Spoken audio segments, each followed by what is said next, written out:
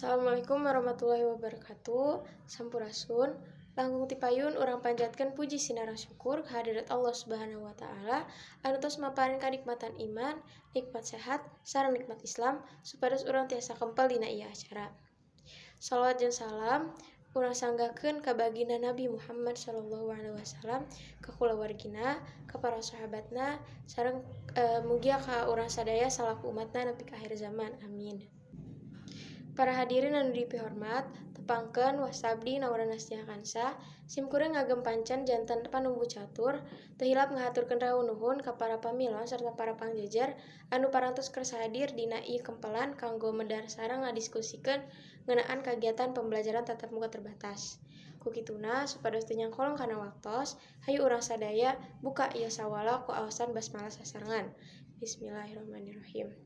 Para pangjejer serta para pamilon anu dipihormat, simkuring bade nyawalakeun ngeunaan pendapat sararea ngeunaan pembelajaran tatap muka terbatas.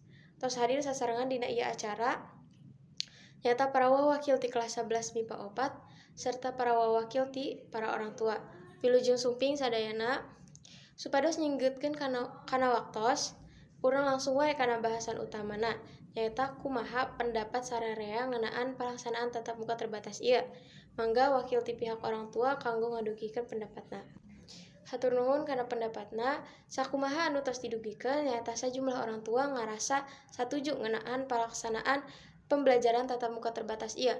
Nanging aya sababaraha anu kaberatan. Mangga urang lajengkeun ka wawakil ti siswa kelas 11 MIPA 4 anu diwakilan ku Ajufri. Kanggo Ajufri waktu sareng tempat disumanggakeun.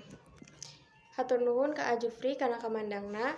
Menurut Jufri mah pelaksanaan pembelajaran tatap muka teh justru sae, sabab urang salaku siswa teh ngarasa kaberatan ngalaksanakeun PJJ atanapi pembelajaran jarak jauh. Seueur faktor anu ngahambat pelaksanaan PJJ teh.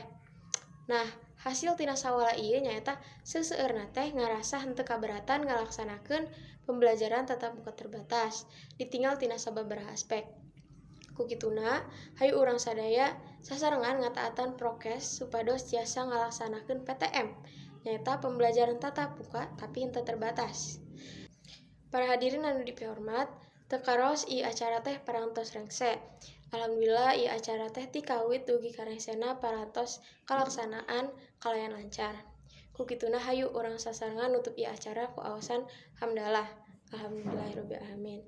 Simkuring salaku panumbu catur sareng sapara kanca nada hapunten anu kasuhun bila aya cariosan-cariosan oge paripaos anu matak teu ngeunah kana manah hadirin sadayana. Mung sakitu anu kapihatur, hatur nuhun kana perhatian sadayana. Wassalamualaikum warahmatullahi wabarakatuh.